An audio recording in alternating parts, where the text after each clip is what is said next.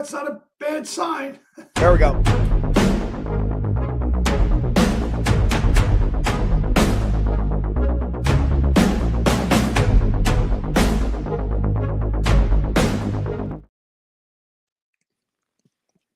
Hey guys, welcome to the Let 'em Run happy hour on a beautiful, well, not really beautiful in the sense of horse racing. Beautiful that this weekend coming up. Looks like it's going to be a big weekend. Right, John? It looks like a big weekend. It actually kicks off tonight.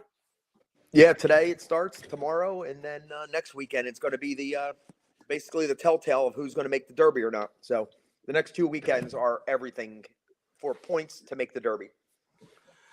Well, and there are two races that we are going to discuss today. There are some horses that need the race. There are some horses tomorrow that are in both the Oaks Prep and the Derby Prep at Gulfstream Park that need the race. We'll talk about that a little bit more tomorrow at 12:30 when we have our Saturday big roundup show. Today, we're going to cover the two races. One of them, actually, John, is going off tonight, correct? Yes, 5:54 Central. So I guess that'll make it really, close to 7 o'clock Eastern.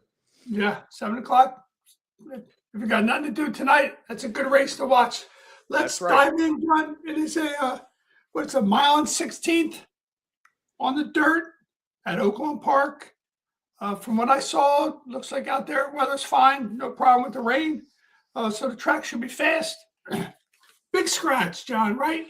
We lost a big horse. That's everything. I mean, that was going to be the 2 to 5 favorite. It's also now not 100 points. Kentucky Oaks Prep, they lose the points because it's only 5 horses. That may affect, now the horses really got to try hard to win the race rather than maybe getting second. Well, when we talk, yeah, exactly. That's a good point. I forgot about that. More than 5 horses in the race. It's not a 100-point race anymore. That's absolutely huge, John. Yeah, I think now the horses got to try to win it to get enough points to get in.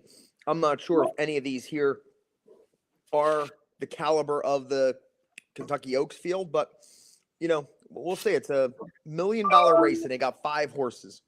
Crazy. Yeah, right.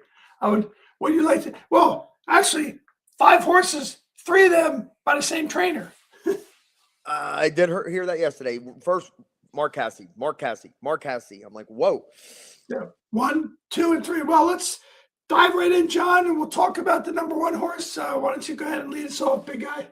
Yeah, Search Party here. Took a while to break her maiden.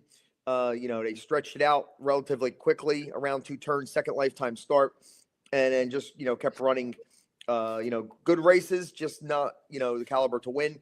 Then when she did break her maiden in that Martha Washington, which that race has mixed reviews. I mean, a lot of horses were favored in there, finished up the track. This one picked up all the pieces in there. In the Honey Bean last time, sort of, against her, wasn't, liking the Martha Washington race. So even though this one was second choice behind Explorer last time, we tried to fade, and basically we did fade her. So I'm not sure where she stacks up. Without exploring the race, she's definitely one of the contenders here, which I can make a case for 3, maybe 4 of them as possibly a contender, but not on the top of my pick for this race. You're right. You can make a case for almost 4 to 5, or some people might find a case for all 5 horses. But certainly this horse is my top pick, John. Search Party. Inherited the number 1 prime power after the loss of Explorer. The prime power pretty close, but I like to favor the number 1 prime power. Has 30 points. Is currently in 14th place, so certainly could use some more points to ensure the place, her place in the Kentucky Oaks on the first Friday in May. Christian Torres has been on fire as a jockey at Oakland Park. If you want to talk about win one for the home team, maybe this is the one that can do it. It's the first, the number 1 post of Mark Casse's horses. I think this horse, after it broke its maiden and won by 6th, first time, well, I shouldn't say broke his maiden, 2 turns on mile 16th at Oakland Park. Since this horse has run Oakland Park, it's run real well. Last time you said right in the last race, the Honeybee Grade 3 race, didn't run too well. I think the horse is ready to come out and fire another big race, John. So this is my top pick. I get that out of the way right away. Search Party. The number 2 horse, Empath, 20-1 morning line. Probably going to be the pace figure. One of Mark Hassey's second horses. I don't see a lot of case for this horse, John. In my opinion, Ramon Vasquez has been on this horse. This is the first time he's been on the horse.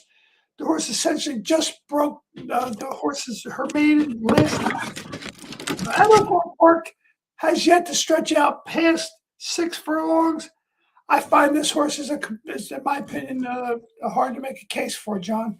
Yeah, it's the only one in the field that I really have a tough time stepping into this company, after breaking a maiden and stretching out first time, asking against this group in $1 million race is asking a lot. Mark Hassey, maybe the owners give it a shot. Now they're going to get 5th place money at worst case, so which is not horrible in $1 million purse. No, so, not at all. This probably will be the speed of the 3 Cassies. They're not going to duel each other. And it looks like, probably send the 2 to go challenge the 5. And then the 4 shows a little bit of speed. So maybe the 2 will get out there and, set it up for the 1 and the 3 coming from just off the pace. But this should be a tightly grouped bunch the whole way around. No real big speed balls and no real deep closers. So I expect this to be, 5 horses in a pack turning for home, and it's a sprint to the wire. So, maybe, just a pace factor. Moving on to number 3, Counting Stars, who almost got to Explora last time. Ran a great race. Throw that Martha Washington out because that's one of the horses I was referring to. That was the big favorite. Finished up the track. So if you put a line through that and said, you know what, there was just an anomaly, something, Cassie had no answer for why that horse ran so bad. Now bring it back and almost got to Explorer at 11-1.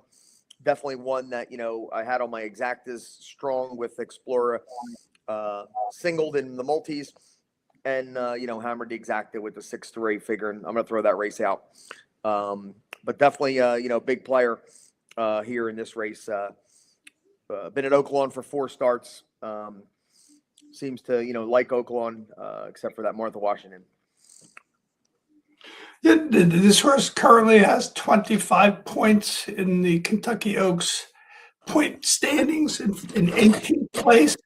So again, even the points, the value of the points going down to only 5 horses, I think this horse needs to run a good race right here.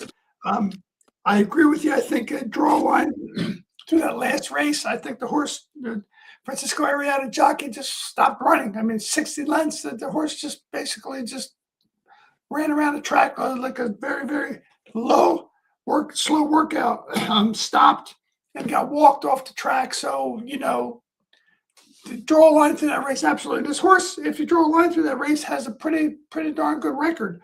I think the horse has a chance. Has a big chance. Again, there's only 5 horses in the race. You can make a case for 4 of them. This is one that a lot of people will make a case for. I don't think that horse really has, not my pick, but has a chance like most of the horses in this race that they would the scratch of Explorer. What's interesting when you talked about the pace factor, our sponsor BRISnet.com, in BRISnet's handicapping information, every horse in this race has the same speed rating in terms of what's called an EP, early impressor. They're all the same. Even when Explorer was in, they're all the same. That's kind of rare.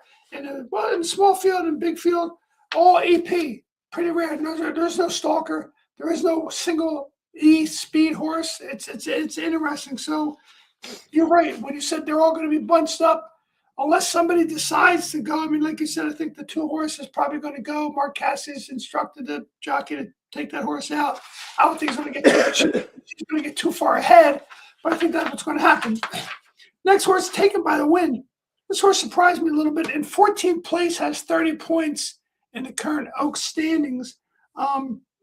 ridden by Manuel Esquivel, another jockey who is an Oklahoma Park jockey. Kenneth McPeak trains this horse. That gets my attention a little bit. And at 15-1, again, another horse in the Honeybee who just stopped running and just gave way and did not continue on. Was in the second flight. There was basically 2 flights in that race if you watch the replay. Again, I can't make a case for the horse except if I was going to use that horse underneath in an exacta with the number 5 or my horse, the number 1, whatever. That's probably the best, my estimation, the best value where you can get in this race is 15-1. Probably going to go down quite a bit from 15-1. Only 5 horses in the race, John. Yeah, this horse last race was the second choice in the Honeybee behind Explorer. And afterwards, they figured out why he ran so bad. Had a case of the thumps. Oh. If you ever heard of the thumps for a racehorse, No. I had it's like a twitching metabolic reaction where the flank like really twitches due to, and I looked it up here, and here's the actual term of thumps, is a metabolic condition caused by severe electrolyte imbalances, primarily low calcium, potassium, and chloride, often due to dehydration from sweating during intense exercise or exhaustion. So with the training, the way the race was run, developed the thumps during the race, and basically just stopped running. So I guess, they're preparing for that if the horse, showed the signs of that, they'll do everything not to get it again, whatever they have to do. So sounds like it needs some Gator. It sounds like it could use some Gatorade. Thumps sounds like spasms. That's exactly what it is. Yeah. And the electrolytes, they need the Gatorade. So I'm sure McPeak would not be running in this spot if they didn't figure it out. So I'll give this horse a big chance since it was second choice last week. Yeah. And if you could throw out, we found the reason why that race was so bad. Yep. And at probably the second longest shot in the field, probably in the 5-6-1 range, probably somebody that I would take a shot with. Might be my second pick. So getting to the 5 horse, that would probably be my top pick. I would play around with the 5-4. And like we said, you can't throw out, the 1 and the 3 either. So this is just a quirky 5 horse race that just drives you crazy when you're playing multis. You can't lean on anybody. You can't throw anybody out. A 5 horse race, and you got to use almost all of them. And it defeats the purpose of, you're not going to get a big price on any of them. And it just hurts your, multi-race bets when you got to use all of them. So the 5 sticker shot, Irad Ortiz, second time off the layoff. Homebred for Gary and Mary West. Brad Cox, everything he throws out there, it seems like in the last 2 weeks is, exploding. First time out, ran third. The 7 furlongs probably a little too quick. Now with the 2 turns, was able to settle on the lead, stalk a little bit last time. He got really, bumped at the start, and he showed that he could rate a little bit, and then took over. And there was not probably much in that field. That's why he was $1.50. Now he's moving into, grade 2 $1 million race. Big step up. But I think, maybe his running style, he could get first jump. And I'm going to play around with the 5 and the 4 as my, my 2 keys. Yeah, I can't deny anybody liking Sticker Shock. That horse had the highest last race speed rating according to BRISnet. That's going to add something to it. They were tied. Explorer and this horse were tied for the highest last race speed rating. I mean, the horse just broke the maiden, and then, like you said, ran in a $150,000 optional claiming at Oklahoma Park at this distance. Has already won twice at the distance, so you have to give some value to that. The horse needs a race to be in the Kentucky Oaks because it has 0 points. 0 points. So this horse certainly has got to be up there in first place, not even second place. I'm thinking first gotta place. win it. What this horse is, which is why I'm thinking Brad Cox took Torres off this horse. I mean, Torres ran him good. Irad never ran. Don't get me wrong. Irad Ortiz, you're not going to, lose any fans because you put Irad Ortiz on the horse. But Torres went with Mark Cassey, who rode the number 1 horse, my pick, the last 3 times. So interesting little dynamic going on there to make me think that maybe Christian Torres, I don't know how it works out with jockeys, but I know in other athletes, maybe has a little chip on his shoulder, that he might want to take this horse and give him a good shot on the rail. I don't think I'll be 6-1 when the gates open up, but that's my take on that horse. Is everything I look at, it certainly has the opportunity to be the best horse in the race, and have opportunity to be one of the better horses in the Oaks, but has to win. Has to win here. Really has to win, John. Basically has to win to get in the Derby. So that Cox is going to have him cranked with the intention of winning. Other ones in here might not need the win, so they're not going to be all out down the stretch. I would think the 5's got to be prepped to win today. Absolutely. Okay, let's move on. John, if you're ready, we'll talk about Oaklawn Park tomorrow. Late at night, 7:48, folks, is when the Arkansas Derby is going to be ridden at Oaklawn Park, a mile and 1/8 on the dirt. A nice field of 8. There was a field of 9, but the scratch of my pick, I was disappointed when I saw that Napoleon Solo. Now apparently going to be run in the Cigar Mile. Again, Cigar Mile, that's the Cigar Mile is not the correct race. Cigar Mile's in November at Aqueduct. So where is this horse going to race? I don't know. You mentioned Cigar Mile, and I was going to ask you about that. I don't know where he's pointing. That's my mistake. Then Wood Memorial. He's staying at Wood Memorial. Find out where that horse is running, because Wood Memorial he's going. I heard that. He's going. Okay, to Wood. He thought it would be an easier spot. That makes more sense. Clearly, there are some other reasons that they took this horse out. Obviously, from what I read, other than the fact that I made the mistake about the Wood Memorial versus the Cigar Mile, I didn't see anything wrong with the horse. They didn't say nothing that something was wrong. So, I guess they just took the horse out. Had the highest speed rating in the race by quite a lot. They're just picking an easier spot. They said the Wood Memorial is going to turn into an easier spot than this race. Okay.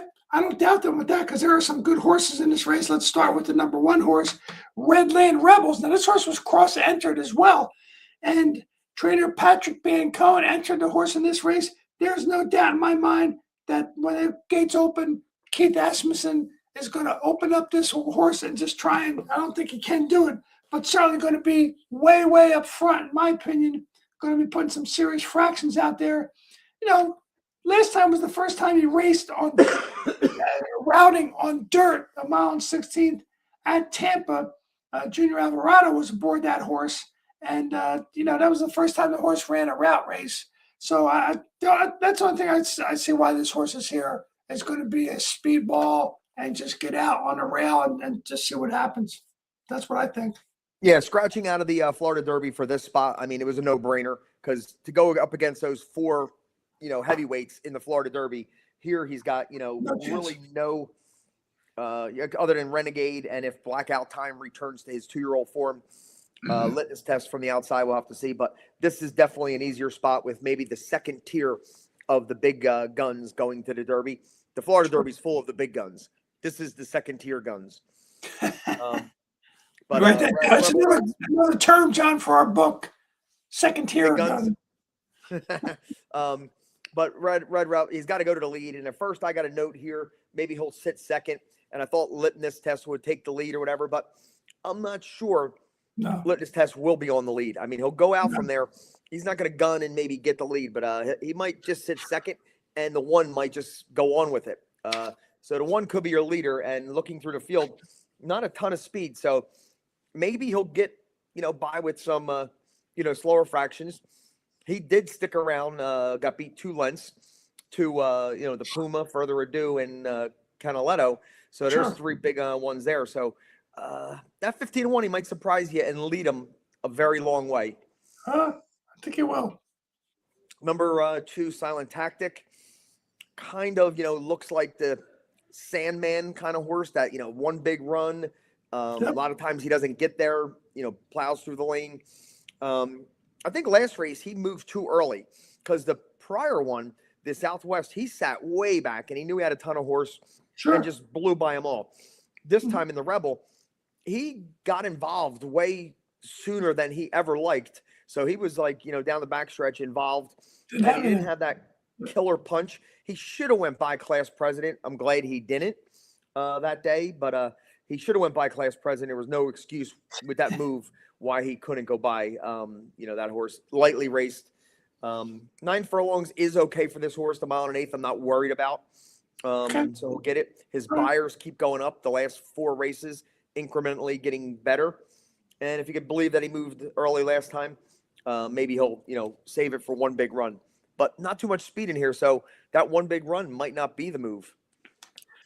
Well, this horse has 50 points, is currently 8th on the leaderboard, so likely doesn't really need this race in terms of getting into the Derby. I think certainly Mark Casse, again, wants this horse to have a good race. I don't know that he's going to have it cranked up because he's in 8th place in the leaderboard, so it's very likely this horse will get in. I think your point is well taken and well made about I don't think there's enough speed for this horse to come from the clouds like the horse normally does. I agree. Last race completely made a move way too early and didn't have enough left in the stretch to do what the horse normally does. The fact that it didn't beat Class President, I know that helped you in some regard or another, but that's good. So we'll go to number 3, Blackout Time. Boy, we talked about this horse, John, when we had Ed DeRosa from Horse Racing Nation on our show for the Breeders' Cup, man. We were all over Blackout Time, or at least I know I was. I think Ed was too. This horse currently has 15 points, is in 31st place, so this horse needs this race. And I think this horse has the goods to get this race. This will be my second pick in the race. Kenneman Peak, Brian Hernandez, putting them together on a horse that needs a race. The last race was probably done for this horse. Prior to that, the horse has run progressively increasing speed, buyer speed figures each race. Last race, don't know what happened. Came in 4th by 8, lost by 8 lengths in a field of 9, so didn't run very well. Brian Hernandez stays on the horse again, Ford trainer, Kenneman Peak. So I think this is my second choice here, is Blackout Time, John. At the odds here, second time back off the layoff, he's got to be my top pick just because of the odds. Renegade is so tough to beat, but he's going to be in the even money range. This horse will probably be, 3-1 area. And that was a long layoff. That was, he was prepping for the Breeders' Cup and had the hiccup. So now he's coming off a 5-month layoff to run in the Rebel, thrown in there against, the grade 1 horses, right? Grade 2 right off the bat. Working out well. It's a second time back here. So hoping he can go back to his 2-year-old form when he was progressively getting better. Even scared Ted Naffy in the Breeders' 30. Looked like he was going to maybe go by him, but Ted Naffy kicked it in another gear. So, and we all liked him off of that race into the Breeders' Cup. So now I got to give him another shot. Since I was taking him against Ted Naffy before, now I got to give him second time back a little further here. Maybe sit a good trip. So he'll be my top pick at those odds. Number 4, Brooklyn. The only thing I can say with him, we didn't, love the Sunland Derby, but when Pavlovian ran an almost should have won for us last week, it makes this horse look a little better. The only thing I would say is that, he ran 3rd to Pavlovian, who came back to represent himself pretty well. Other than that, he's got to improve an awful lot to be competitive. I don't have much to say about that horse because what you said pretty much sums up my feelings about that horse as well. Again, I have a red circle around Pavlovian just because we know what happened last weekend with Pavlovian. If he put his head in front, it would have turned your pick 4 pick into a much bigger payout for those who picked that pick 4. Fred is frozen. There he is. Look at that face. All right, Fred. Moving on to number 5, Taptastic. Second time starter, moving into the Arkansas Derby. Awful lot to ask here for, Steve Asmussen puts his son on there again. He was 80 cents on the dollar in his first start. The only first time starter in that field. Turned out to not be a great field. He waited. He did it professionally on the inside, came through, but all the horses that ran were nothing special. So made this first time starter, the play there. So It's just too big of a jump. Moving on to number 6, Renegade. Renegade here, definitely a huge player and a huge player moving forward in the Derby. The questionable DQ against Paladin, where he, probably shouldn't not been DQ'd there. Then he ran second to Paladin, came back and he took care of business first time back as a 3-year-old, and took that step forward as a 3-year-old, moving up with a 93 buyer. Wasn't a great field, but the Puma ran third in there and came back to win his next start. So that race did, come back okay. And Renegade, very tough to beat. He's going to be 4 to 5 even money. Probably, just use the 3 and the 6 in the multis, figuring if the 3 is the price gets a little better, and the 6 is your quite obvious horse who will be with a win here, one of the top 4 favorites in the Derby coming up soon. Napoleon Solo scratched. We knew that. He's going to wait a week and go in the Wood Memorial. Then it brings you to number 8, Exosum.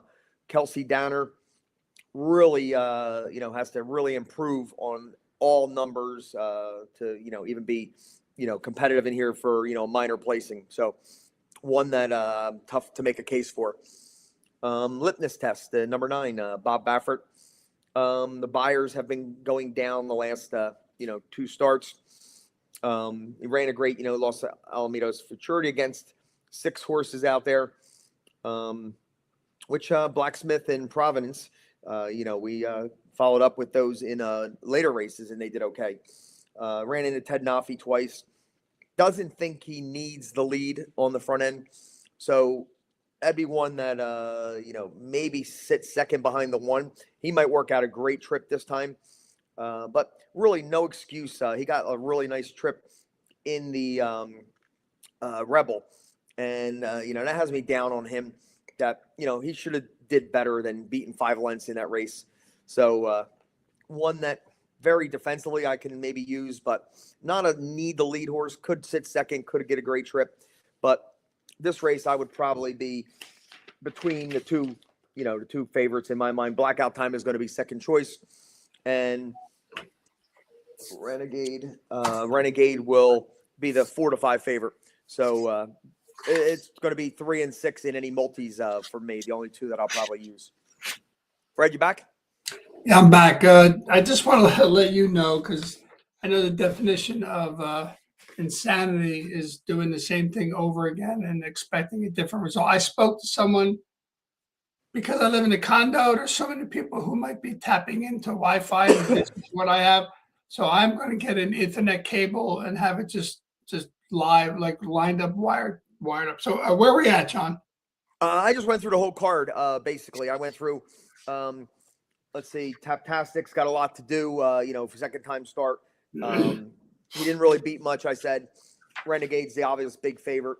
Exosum, tough to really, take this step forward to be competitive, really has to extend. Litmus test, really disappointing in the Rebel. He should have been a little better than beating 5 lengths in there as the favorite. Now they're taking blinkers off after he ran with blinkers his whole life.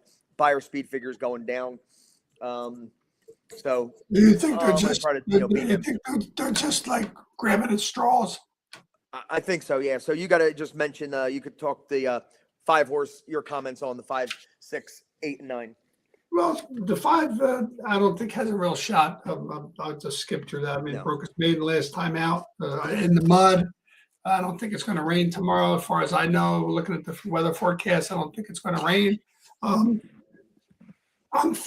use your term, John. I love your term, fading. I'm fading Renegade. I don't think that horse is as good as advertised, so to speak. I just think, all right, Todd Pletcher, yes.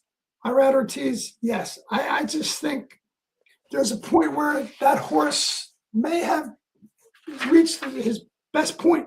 I don't have the point figures for these horses. I'll skip Napoleon Solo because he scratched Exome. I have no shot right next to him. I love Litmus Test. I think Litmus Test has a chance to return to glory, so to speak. Yeah, okay, that horse did not run very well. You hit the nail on the head the last time out, and the Rebel should have ran better. Was on the rail. I don't think the horse liked the rail. The horse now is going from the inside to the outside. Any other time the horse has been something other than the rail, ran a pretty decent race. And I think getting Arietta on the horse, is that a negative? I don't think so. I think that jockey, Francisco Arietta, very familiar with track at Oaklawn Park, knows where to be. I think sits outside. And at 5-1, I think his odds are going to go up from 5-1. Yeah, taking blinkers off, maybe that's taking a shot in the dark or to reaching the straws, but Bob Baffert hits at 32% when he does that. The horse also has a good, has 34 points. And he's in 18th place. So probably wants to put himself in a good position to assure a spot in the Derby. So 18th place, you're kind of like on the border. Some numbers, horses above you, if they get some more points, can push you down. I think this horse is primed to run a good race. BRISnet gives this horse the #1 prime power rating. I respect BRISnet's rating. They give Renegade #4 prime power rating. I have to, because I always talk about the rating, prime power BRISnet rating. I was surprised to actually see Litmus Test as #1 prime power. By a couple of point or two, nevertheless, still #1 prime power. Horse is working out good for a return.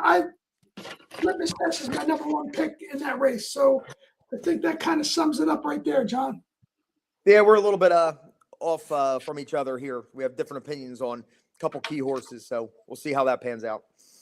Well, John, there's no question that the reason we do this show is to offer our opinions, and so the viewers who watch this podcast can make their own decisions about who and why they like a horse. And tomorrow, at 12:30, we'll be back on after the scratches. Tonight, I'm very much interested, looking forward to seeing this fantasy $1 million race with 5 horses, 3 of them, like you said, 5th place money's got to be pretty good in a $1 million race. So you're guaranteed 5th place money to stay on the horse, cross the finish line, and you're going to get some pretty good change for that. Tonight, be interesting to watch that race. And when that goes off tonight, tomorrow we will cover on our show the late pick 5 at Gulfstream Park, which includes the Florida Derby with some tremendous field there and some other good races before that. And in fact, I think there's 2 marathon turf races that are in that sequence. And I love marathon turf races, John, as you know. Oh yeah, that's a great card tomorrow, and it's just I'm trying to figure out a way to tackle that Florida Derby, but it's so tough not to use the big 3, and everybody's going to be using them. So if you could come up with a single, but you get to that leg and you don't have Nearly, or you don't have Commandment, or you don't have Chief Wallaby, or even stretching it, you don't have the Puma, and you're at the Will Pay leg, it's going to be like, yeah, it's so tough tomorrow. It's going to be tough. We'll offer our opinions tomorrow about how we feel about that particular race. Won't give anything away right now. Give it away tomorrow. But John, since your voice is a little more, continues to be melodious, why don't we give a quick shout out to our sponsors, and then I'll close out the show while we're still here before my internet goes out again. Yep. All right. Very good. Our sponsors, Case's Pork Roll. We will spend some time with Tom Dolan tomorrow over the club, and we'll be partners in our wagers and our pick 5. So look forward to that.